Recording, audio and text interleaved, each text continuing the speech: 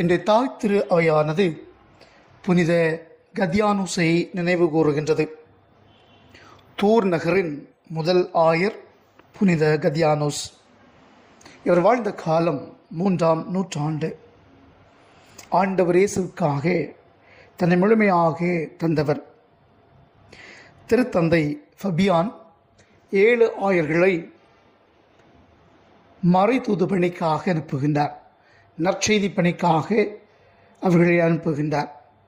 அதில் ஒருவராக புனித கத்யானோஸ் விளங்குகின்றார்.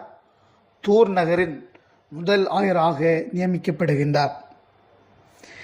இவர் தூர் நகர மக்களுக்கு இறை வார்த்தையை நிறைவாக தந்து, அதைவிட மேலாக தன்னுடைய வாழ்வின் மூலமாக இயேசுடைய வார்த்தைகளையும் வாழ்வு முறைகளையும் தூர் நகர மக்களுக்கு ஒரு எடுத்துக்காட்டாக